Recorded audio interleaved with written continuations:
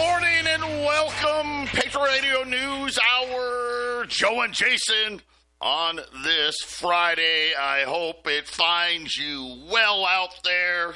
You know, we made it. Man, making it through these weeks. Some are just harder than others, but we are here. Sit back, on Friday. Sit back, relax. Strap on that seatbelt. Leave the driving to us. Got a great show planned for you. Of course, we try to do great shows every day. A lot of data out today. A lot of threats. More threats today. We've got a little bit of everything for everybody. So let's just get right to it. 800-951-0592. That is our toll-free number. allamericangold.com is the website. We got the government jobs data out today. Everybody, how high is it going to be? How low is it going to be? What's it going to be? 177,000. So that's higher than expected. They were looking, somewhere in the 135 range. So, probably a number that they were hoping would be a little lower, but not. Listen, it wasn't outrageously high. It definitely wasn't outrageously low. The unemployment rate was unchanged at 4.2%, and that was kind of expected. I guess the biggest thing was government jobs was down 9,000, so that was probably less than expected, right? So maybe the divergence there at the 177 versus the 135 is there wasn't a big drop in government. There was a drop, but it was only 7,000, and I think some people expected a little more. What did that mean for the markets in general? Wall Street was higher. I don't know if it was jobs related. I think mostly because, hey, there may be a talk with China, maybe. I think that had more to do with it than anything, but Wall Street didn't hate it. So we'll take that as a positive. The gold markets, they didn't hate it either, right? They were like, hey, yep, good, perfect. Just what we wanted to see. The bond market, it reacted the way you would expect the bond market to react. And, the 10-year notes, the yield's higher today. And I think that's exactly what we should have expected. That is what we got. So across the board, I would say that we got a very in-line number. Wasn't, like I said, wasn't too big, wasn't really low, but we didn't get a ton of the job firings. The big headline of the day was China saying, hey, maybe we're going to talk. That was about as much as it was, but any move there is going to be viewed in a positive way. But then on the other side, and this is where it kind of got interesting, is Japan. Their finance minister, he was being interviewed on TV in Japan. Obviously, it's a hot button discussion in Japan. What's going on there? He had, Jason, I don't know how else to say it, but he said, hey, listen, if we have to, we're going to use the treasuries as a weapon. So it was one of those things. A lot of people kind of took notice and said, "Oh, whoa, hey, that's pretty aggressive." saying that, did he say they were going to? No, he said, hey, it's an option. We may do it. Yeah, it's we'll see. We'll see. I think these guys work together more than they don't. So it's a nice story, but the Treasury doesn't really hold any power. So I don't know how much of a fight it really is. I mean, Jay Powell kind of made it clear when he was asked, about a month ago, can Trump fire you? And he's like, no, Trump can't fire me. And who knows really what can happen? Anything can happen, right, Joe? But to me, the Fed's been around 100 years, and they've been making all the decisions for a reason, not to let any president or any congressperson or Treasury secretary come in and change the game, Joe. Well, and again, this is more, like I said, just the fact that Japan, which, remember, they were one of the quote-unquote early callers. And unfortunately, Japan made some kind of an offer that the Trump administration shot down. They said not good enough, and they've been at an impasse ever since. And again, I think it's just one of these things where, this is what I'm taking from it anyway, I think it's pretty clear Japan's probably not going to be buying a whole lot more treasuries. Okay. Right? And yep. Opening up we may have to sell them. So let's watch out for it all. Patriot Radio News Hour. I think that's why we got gold up. Well, Wall Street's up because China said, well, maybe we'll talk. 800-951-0592. Patriot Radio News Hour. Joe and Jason wrapping up the week here on this Friday. And a quick look in at the markets right now. The Dow up about 400 points. The S&P's up 70. The Nasdaq's up 250. The 10-year note, here we go, right? 431. So much higher on the 10-year note. Crude oil is down.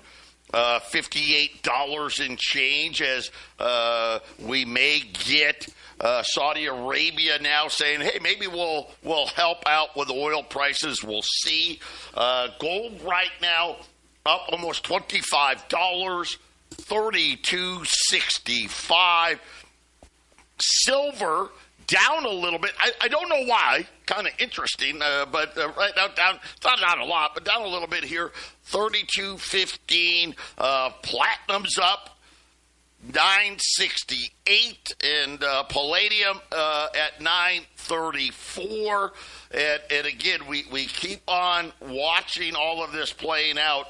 And diversification is going to be the key. And how do we know it's going to be the key? Well, just look at what the central banks everywhere are doing.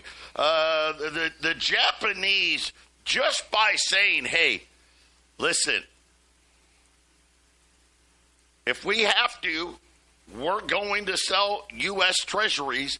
And I'll be honest, Jason, they more than, at least for me anyway, probably more than the Chinese, they need to get a deal done. They're very dependent on the car market in Japan. I think it's something where that's one of the, when we think about what Trump is doing, it seems like the car market's like one of his big priorities, right? Hey, I want cars built here in America. I think that puts Japan in a really tough spot. Well, Japan's been trying to sell a lot of treasuries. I think that's where some of the really bad market mess we were having. We're not having those huge down days in the market suddenly, so that's where you watching the bond markets is probably going to be the key, right? If the bond markets, the auctions are really bad, then who's selling, what levels is Japan dumping, and if Japan continues to here's the thing, I don't get the feeling Japan is one of the countries when it comes to these tariffs that's talking to Trump regularly and trying to, hey, we'll pay some tariffs, but we need you to help us with this bond, man. We got too much of your stuff, and your stuff's not doing good. So I mean, it's funny if you're the worst. If you're the worst owner of the pile of stuff that's not being sold, you have some leverage if the other guys don't want it to crash, right, Joe? So I know Japan's a big fan of inflation and print, baby, print, right? That's what Japan wants. Big fan. And when we look at what we're seeing in the bond market today, again, that 10-year note screaming back up here,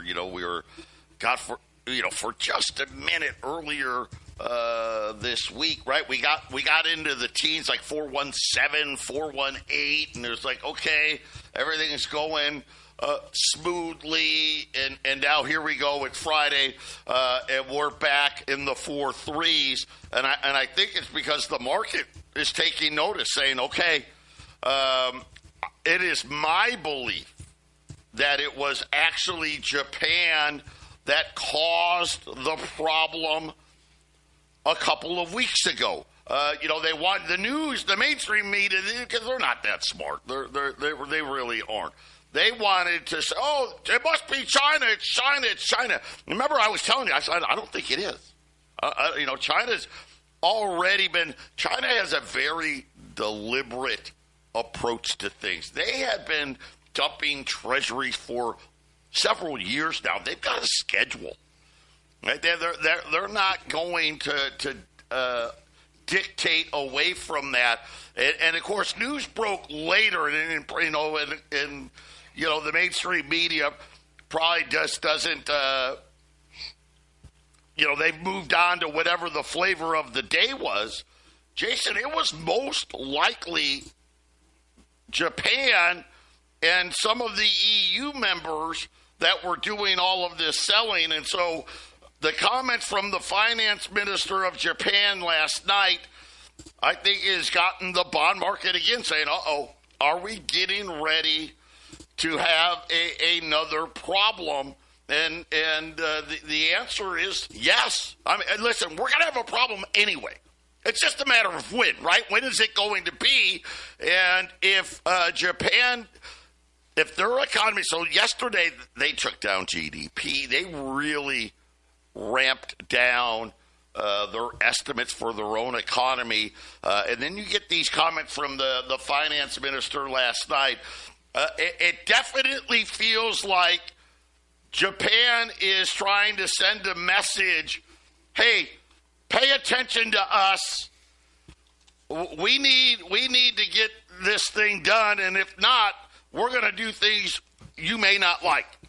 I wonder if the Japanese government and military ever watched that Ed Snowden movie where he's talking about the NSA working in Japan, and we threw all of our surveillance into their system anyways. I'm sure the military probably figured it out before the movie was made, because Ed Snowden was I get the feeling Japan is probably still sore about that, Joe. On some level, there's we talk mostly about economics on this show, and the geopolitical is kind of secondary, but there's got to be there's an element of that, isn't there, Joe? When it comes to the walking away from the dollar, it's not just that the dollar is bad. There's just a healthy distrust of each country's surveillance state, right, Joe? Even though I'm sure that most countries, especially the West and Japan, are sharing. Yeah, and again, it all plays a part. I think the fact of the matter is Japan's economy, it's the worst of the worst as far as the debt money system goes. And why do I say that? Because their population is in rapid decline. And how a debt market needs to function is, we got to create more debt in order to keep growth going. That's how a fiat system works. And it's really hard to do that, Jason, without a growth in population. And so Japan, they don't have that many options. And now Donald Trump came in and literally just said, hey, I'm just going to change the way the game's been played. And I think for Japan, they have less options than a lot of these other countries. They're like, wait a minute, you can't change the game. Like we've got to have the game the way it is right now because, well, let's face it, our population, nobody's having kids in Japan. They don't really have, I guess, what's the word, immigration of any sort, and something's going to have to give. Well, and I think this is why China's behavior is different because Japan, it wasn't, it seems like it wasn't that long ago. I guess it was 40 years ago, and everything was made in Japan, right? And now, yeah, they can take a watch and turn it into a television. Right? That old. I think it was Reggie White made that statement, and people got all mad. And what you heard is all the paranoia of Japan's going to buy America, right? Japan's just going to buy the whole thing. And they were buying up all the office buildings in New York. Well, apparently. Yeah, remember, that was a real thing. And they printed all the yen, and it's not going so good for them. And China sees, it used to be made in China or Japan. Now it's made in China. I think China is trying to leverage themselves into a better landing because Japan's populace became more middle class. They had more money in their pocket. They became more of a beacon. Them and South Korea were the beacon of Asia and the Asian people. And China wants that now, and it's like, well, okay, this gets complicated because we used to just pay them a couple of cents to make everything. Now they want a couple of dollars to make everything, and maybe it's the dollars we need to worry about most. And so it's almost a two-headed monster when it comes to how China navigates this and how Japan navigates this. And both countries have been selling off treasuries, and they're the biggest foreign holders, Joe. Yeah, that's so. This, again, I think is something where for, I think a lot of people, there's a little less anxiety right now because Wall Street's kind of, come back here. And we've had a very positive week. I think things get more complicated before they get better here. So just be ready because right now it's, China said that maybe we'll talk, so let's rally, right? But they haven't talked, right? And I think they have. Let's not kid ourselves. But remember, Lutnick, hey, we've got a deal. We're just waiting. Well, that was Tuesday. It's Friday. We still don't have a deal with, everyone's saying it's going to be India and it's going to be all about airplanes. But, Jason, I think these deals are going to be a little harder than people think. And the bigger problem is going to be now Congress essentially starting next week. They got to figure out what they're going to do as far as a budget goes. They've got to have to figure out the debt limits getting ready to hit. There's a ton of things and a lot of it, the headlines are going to be not flattering. Things like, oh my gosh, they're cutting Medicare. Yep, that's the plan. And I think for a lot of people hearing that's going to create anxiety. That they want to cut food stamps, right? Jason, a lot of things in order to, try to rectify the problem of we printed too much debt, and again, Donald Trump has run on tax cuts. And the one thing that I'll say, and he's done it, he ran on tariffs, he ran on tax cuts, and Jason, I think he's going to deliver both one way or the other, and I think that's going to create some significant issues inside of the Treasury, especially that will limit the amount of quote-unquote deals the Trump administration can make because they're going to need that tariff revenue. I don't think that this is just me, Joe, and I know that there's significant money with lower taxes and tariffs. But I think the only thing that matters is the printing of the money. I mean, that's the only thing that's going to matter. You can bring in tariffs all day long in a global, worldwide recession that's probably going to happen with with possibly inflation that doesn't stop, and you can lower the taxes to try to help your people. But I don't think lowering the taxes affects the national debt that much. I know it's going to add on. And then the tariffs are going to help put some money in there. So it's almost just, to me, Joe, it's obvious. And Trump's been loud and why he's screaming at Jerome Powell. He wants rate cuts. He wants printing. That's the only thing that matters. The only thing that matters is the drug, the habit, the heroin of the U.S. dollar injected into the country to let everyone, have a little inflation party and buy some assets, Joe. Well, let me just say, and in case you missed it, that was another headline today from the president after the jobs number demanding that Jay Powell cuts rates. I will say this, and I want everybody to understand, because I think Donald Trump is a little bit smarter than some people think in this regard. Why is he demanding these lower rates? I'm going to explain it to you when we get back.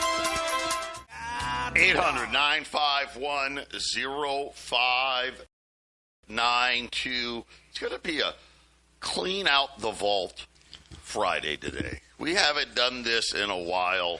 And Joe, real quick, I want to do an announcement, because we're going to sell some cool stuff here. For those of you that slowly but surely stopped making the trip down to Fort Lupton, you can see me in Johnstown. I'm here in Johnstown. I know that's been a big celebration for a lot of customers. I know some of you Denver guys, maybe it's going to be a little longer trip because we're closing down the Fort Lupton office. But I'm in Johnstown. When we have stuff live in Johnstown, I was just looking at some different customers, from Berthoud area. Now, of course, you Loveland and Fort Collins people. It was another 35 minutes to get down to Fort Lupton. Well, I'm in the radio station. I'm seeing customers here in Johnstown again. So I'm sure for some people it sucks, but I think for a lot of people, Joe, they just like coming to KXXT. Well, you know what? The cool part is you see the radio station and the vault. The vault, right? The vault's like that'd be like a luxury apartment in Manhattan. That's how big the vault is. In the times before Joe buying the radio station, there was somebody that literally used that as a room, slept in there. Joe and I didn't put it up for rent. We didn't have someone sleeping in there, but there was a time, right, Joe, that somebody called it home. George lived there. He absolutely did. So they used it. It's so funny. They used it for storage. I mean, now we use it for what it's intended for, storing precious metals. But so we've got a little bit of a lot of stuff, right? So we've been selling those half-ounce platinum Eagles. There's 4 or 5 left. So they're $550. Buy them. And buy as many as you can. And let me say one thing on those. We don't do a lot of platinum. It is a really cool looking coin. We didn't, when we were selling these, I didn't really jump on and really talk about. Really nice design, really well done. It's platinum, but it's also a super nice coin. If you're into it, like having really nice coins or something cool to show to somebody, the half-ounce platinum, what do we have left? 4, 5, 6, if it's 10. I don't have the exact count. Come in and get them. Yeah, no, it's like 5. Right here in Johnstown. Yeah, they're and obviously we'll have them in Phoenix next week. Shipped. Yep, and then we have. Remember the platinum credit cards? We still have. We got like 5. I don't know what to do. I don't want to send them back to the wholesaler. So tell you what I'm going to do on these platinum credit. That's 50 grams. That's 1.76 ounces of platinum. And just just to get rid of them, right? Just to get them out of here. I think we were at $1,800. The last 5 of these, I'm going to take them down to $1,600, Jason, and let's get them gone here. $1,600 gets you 1.76 ounces of platinum. That's a steal. That's like $909. You know, it's literally something that. Wait a minute. Did I do this wrong? Hold on. Joe. That may be a mistake. I'm thinking 1,800. I'm going to try to because I was about ready to buy them. Okay, I'm bad. My bad. I was going to buy them myself. No. That was wrong. Scratch that. Okay. It should have been 1,800, and I said 1,600. Tell you what I'm going to do. I'll do them at $1,700. Which, I mean, at $1,700, you're paying essentially what? Divided by 1.76, $965. You're essentially paying spot auto. Okay, platinum half-ounce platinum Eagles $5.50. The platinum credit cards, as I like to call them, the 50 grams. Each one's an individual gram. All the way down to $1,700. And really quick on those, Joe, because just to explain, it comes in a plastic hard holder. It's a Valcambi bar. Yeah, these are not loose. These little gram bars are not loose. They're really nice. They're breakable. You can make them loose, but they're not. Each gram has identification as 0.9995 pure, so it's a little more than the 999 for the people that love the purity levels. And it's a really, really sharp product. Could fit in your wallet like a credit card, absolutely. If you wanted to carry it as a barterable type of item, you can break them off as you go, Joe.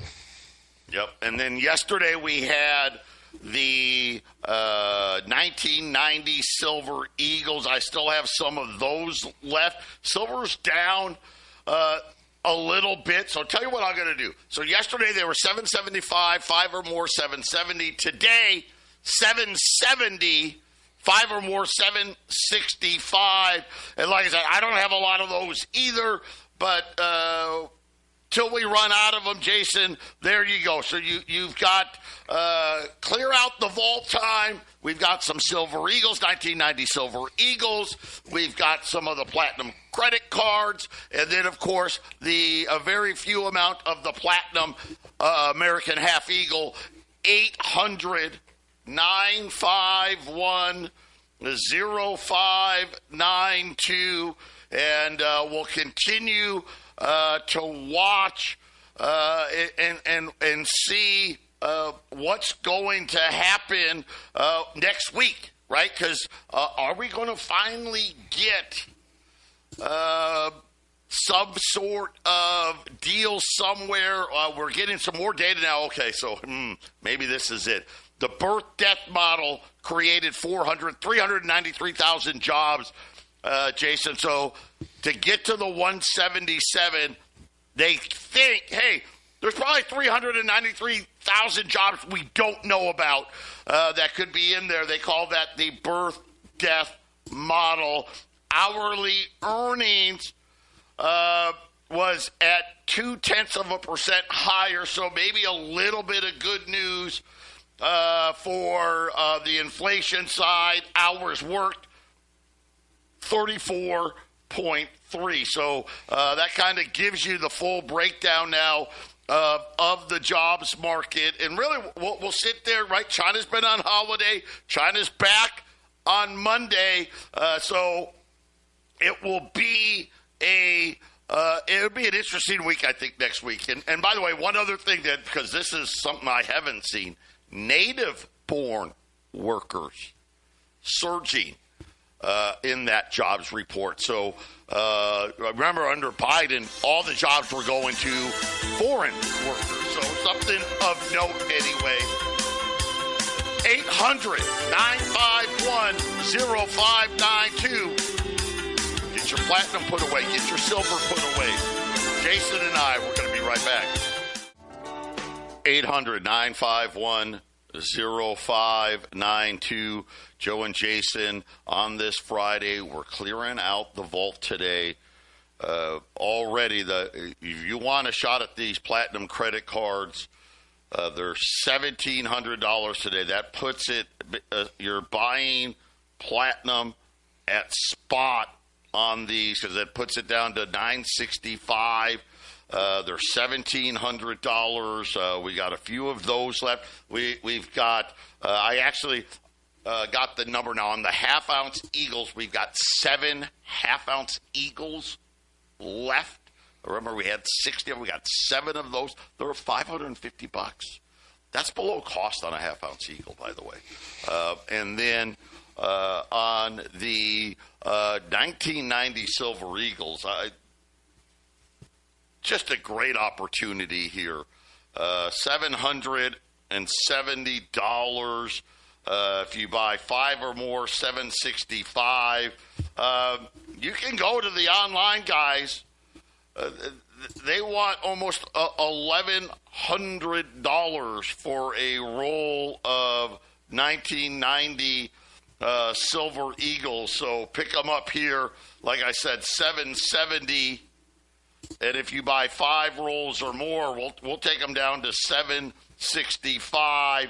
And those are, listen, we got 15 of those rolls left, so it's limited, right? And then we'll start fresh on Monday. It'll be interesting. Like I said, China's on holiday.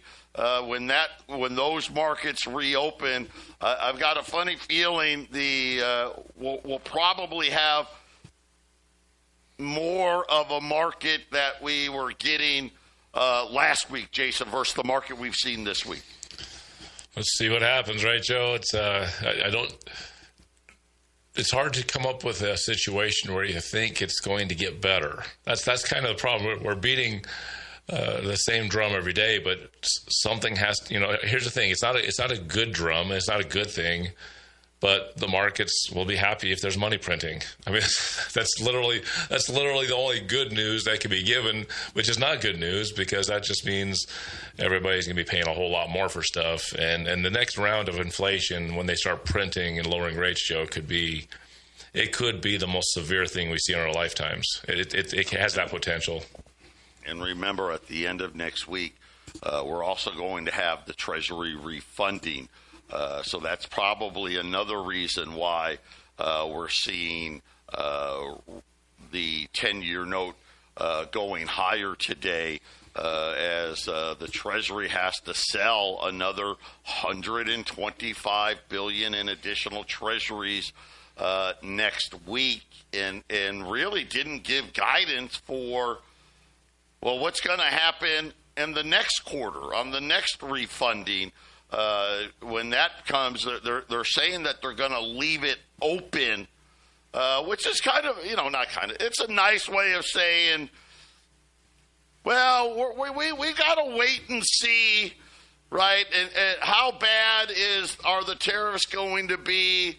And I guess we'll know more later. Very, very much, very similar to what you're seeing the Federal Reserve say, right? Which is, well, I don't know if we're going to cut rates yet. We'll get back to you, Jason. So there's a lot to chew on when it comes to what is going to go on in the Treasury markets next week. It's going to be a situation where, unfortunately, I think we're going to see the bond yields probably rise unless something big happens, right? And it could, right? That's the big unknown. And then we're going to find out. I think we'll also learn next week, possibly when the Treasury says, okay, now we're out of money, right? Because of the debt ceiling. That's another thing. So there's a lot in May that isn't tariff related, that isn't jobs related. We're going to learn a lot about what potentially the budget and the deficits are going to look like going into the rest of 2025, Jason. Well, that could as far as the problems with the dollar, I mean, what does the end of May look? Because it looks like gold finally cooled off for a little while, and so what you're leading me to believe is, well, we took a timeout on the football field, and we're getting ready to start the game and start hitting each other again. Yeah, listen, this was, was it halftime? Maybe, right? I think that's kind of what we're seeing right now is a pause, which I think is needless. And gold's been on a huge tear. And the funny thing is, I don't know that I've really seen a lot of effect yet of these tariffs. And I think that's going to be another thing is, we did see jobless claims jump up, right? That 241. I mean, it wasn't like it was horribly big, but it was bigger than it's been. Are we going to see that trend? Is there, going to be layoffs, in the ports and other places? I think, what did they say? Sell in May and go away. Sell in May, walk away. Sell in May, walk away. Kind of explains, I think, the rally that we've seen. A lot of guys, hey, let me get in, drive the market up, and then we're going to have that May where, we're going away and somebody else can take the losses. Sure looks like it, Joe. So be careful with what you're doing with your dollar, Joe. Be careful. There you go. As always, be careful. Call us. Get this platinum and silver.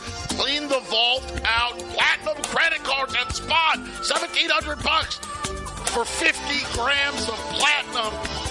1990 rolls of silver Eagles. All the way down to $775 or more. $765 at 800-951-0592.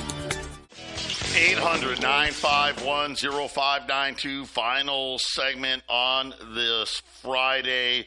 Hope everybody out there is going to have a fantastic weekend. Get out there, do something fun, right?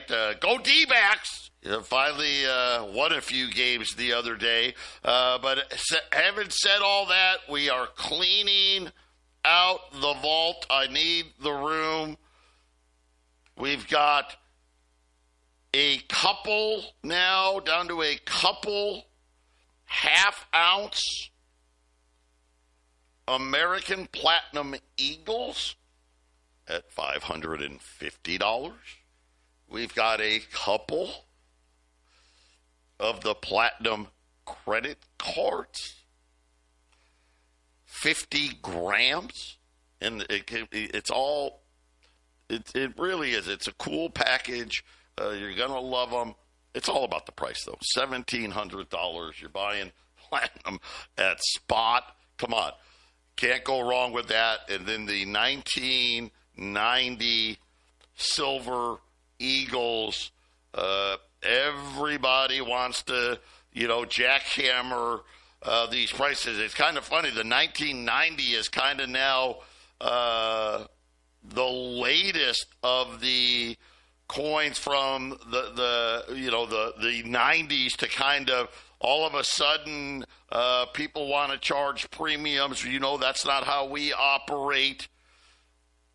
I've got a handful of rolls here. 770.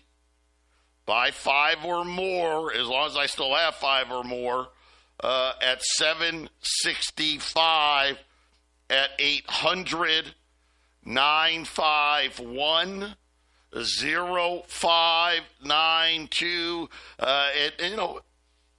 Keep adding, keep watching, stay vigilant here, and we'll see. February is going to be a busy time. I don't know. I don't have a very good outlook when it comes to what is going to happen in February. There's just, the lack of good choices. The fact of the matter is, Jason, I think people are going to find out, wait a minute. That's not what I expected to happen. They'll try to make it as good as possible. Uh-oh, here we go. More breaks. So last week we told you China was talking about wanting to replace London to set commodity prices, especially in gold and silver. Well, guess what?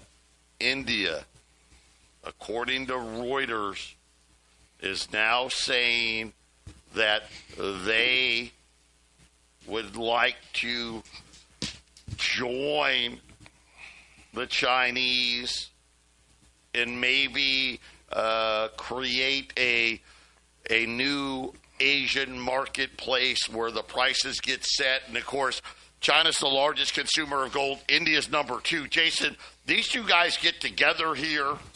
I think that could definitely be a major change in price setting and make it a lot harder for these banks to control these prices. So this is something, I'm going to save this. We'll talk about this on Monday, I'm sure. God bless everybody.